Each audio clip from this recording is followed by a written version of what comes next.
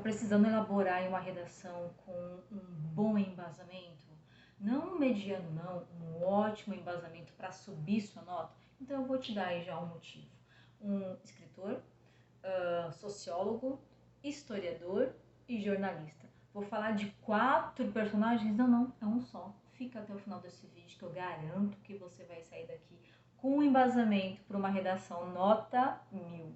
Fica aí, ok? Bom, mas antes de tudo, pessoal, esse material ele é gravado no maior capricho para vocês, elaborado aí depois de pesquisa, com aquilo que eu revejo, trabalho em aula, com bastante conteúdo aí inédito para você, de segunda a sexta-feira aqui no YouTube. Então vai lá, dá um joinha pra gente entender que você está gostando do vídeo.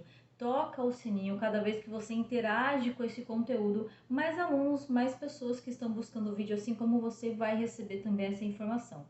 Combinado então? Bom, sem mais enrolações, vamos estudar Sérgio Buarque de Holanda.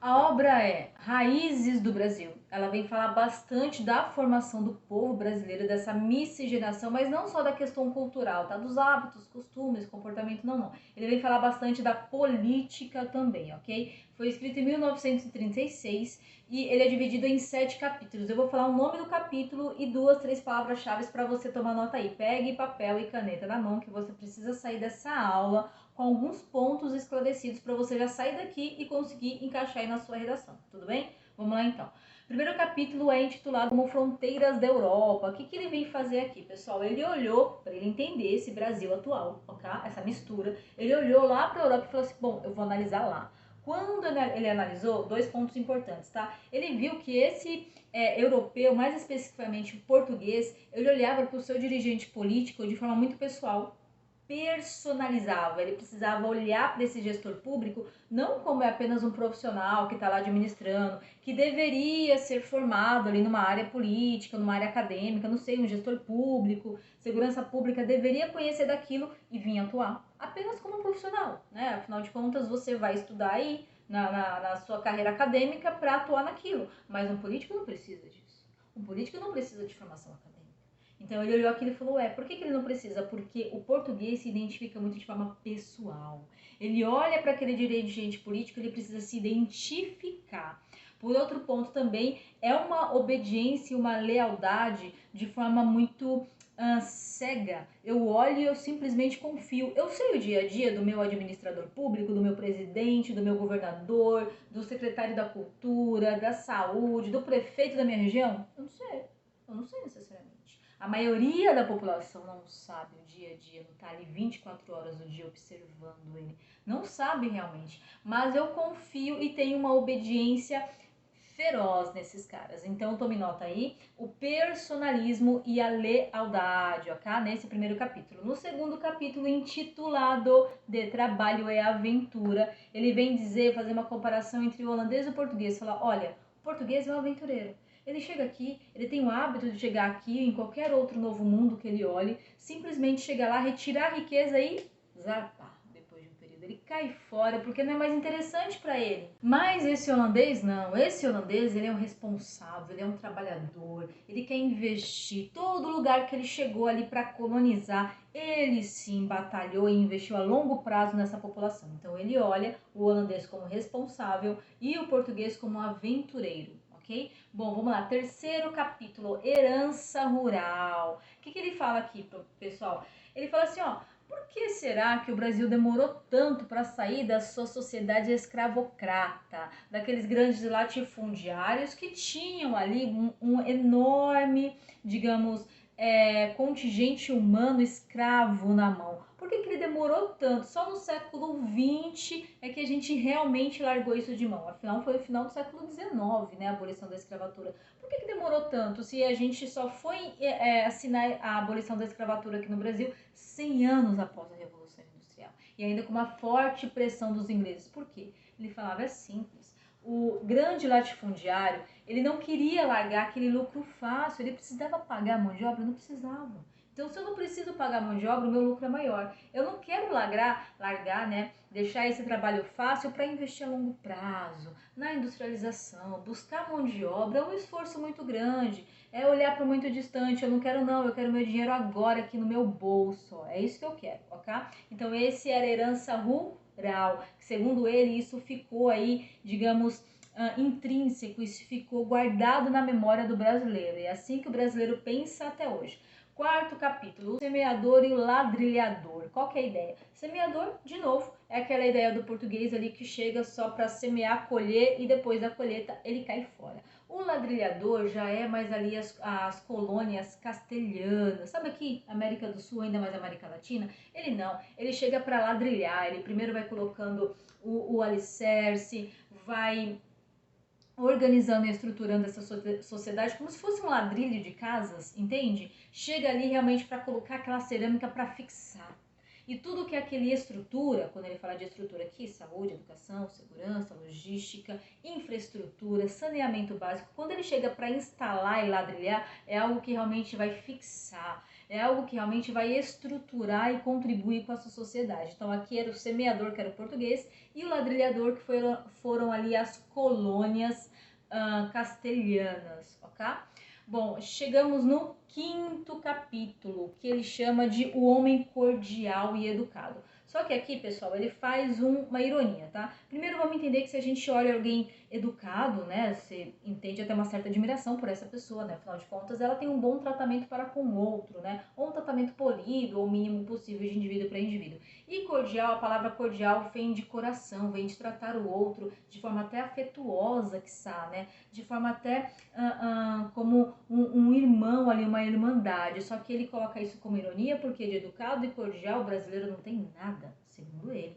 De educado e cordial esse povo, essa gente realmente não é. Ela só o é assim, ela só trata o outro assim quando ela tem algum interesse.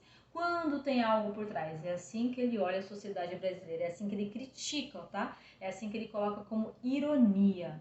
Sexto capítulo ele vem chamar de Novos Tempos. Aqui Novos Tempos também, Novos Tempos para quem? Também é um pouco de ironia, de sarcasmo, tá? Porque ele diz que agora chegou uma elite republicana nesse Brasil do século XX industrializado e que todas as reformas que faz é sempre olhando de cima para baixo, é sempre olhando com uma prioridade para os seus interesses de uma classe elitista, de uma classe A e B, e não necessariamente olhando para os interesses de todas as classes, numa diversidade. Esses novos tempos industriais seriam novos tempos para quem? É assim que ele coloca, ok? Outro ponto importante da gente alicerçar aqui, tomar nota, é que ele fala que aqui o brasileiro deveria olhar com uma distância rigorosa para esse político, para esse administrador público, seja ele de qual região for, tá? De uma região macro, uma região mínima, tá? Ele fala que o brasileiro deveria olhar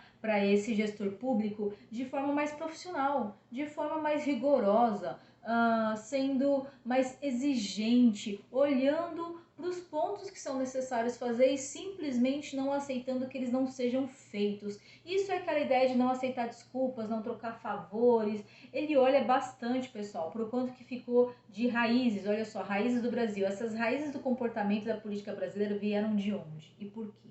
É isso que ele tenta estudar aqui, ok? E por último, capítulo não menos importante, ele vem falar de uma nova revolução. É o sétimo capítulo, quando ele fala dessa nova revolução, ele fala, olha só, essa sociedade que agora já está num republicanismo, vamos entender, né? 1902 a 1982, então ele viveu aí quase o século inteiro, o século XX, ele viveu durante 80 anos, ele observou e vivenciou bastante transformações políticas e econômicas no Brasil. Então ele olhou a sociedade e falou, ela já é república, ela já é industrializada, e cadê a impessoalidade dessa democracia? Cadê essa democracia que de fato deveria funcionar? Cadê essa democracia que de fato ela deveria olhar para todos? E eu entendo que ela fala que diz direito para todos. Haveria direito para todos sim, mas será que há acesso para todos? E aqui está um ponto de você tomar nota aí, que é digamos assim, é uma colher de chá para você usar bastante na sua redação. O que é a diferença entre ter direito e ter acesso? Vamos supor, tá? Eu, Kelly, resido aí numa comunidade, numa favela de São Paulo, tudo bem? Até eu chegar na minha escola, eu preciso andar lá quase 30 minutos a pé. Eu não tenho ninguém que me leve, eu tenho 8, 9 anos, minha mãe precisa trabalhar para colocar comida na mesa, de repente ela é mãe solteira, eu não tenho irmão, ou meu irmão é um neném ainda, então tudo bem. Tem escola para eu ir? Tem. Tem vaga para eu acessar a escola? Até tem, mas como que é a minha acessibilidade para a escola? 30 minutos, de repente, indo sozinha, não tem ninguém para me acompanhar, ainda tendo uma criança para cuidar, sendo que eu sou outra infante ainda, outra criança. Será que minha vida comparada, de repente, a Joaninha, que tem uma empregada doméstica para ir para levar, que os pais trabalham, chegam cedo em casa, será que é o mesmo acesso à educação? É isso que ele coloca, ok? E claro, para a gente fechar com chave de ouro, eu vou ler aqui na minha colinha um trecho desse último capítulo para você entender aí o nível dessa impessoalidade da democracia que ele fala, tá? Do quanto que a gente realmente deveria levar a democracia a sério. Ela deveria ser democracia de forma impessoal, sabe? Para Kelly deveria ser a mesma democracia que para aquela Joaninha. Fez sentido? Então vamos lá para a leitura. As constituições feitas para não serem cumpridas, as leis existentes para serem violadas, tudo em proveito de indivíduos e oligarquias, são fenômenos correntes em toda a história da América do Sul. Outros serviam do lema liberdade, ainda mais prestigioso, ao mesmo passo em que procuravam consolidar o nome dele, um poder positivamente ditatorial e despótico.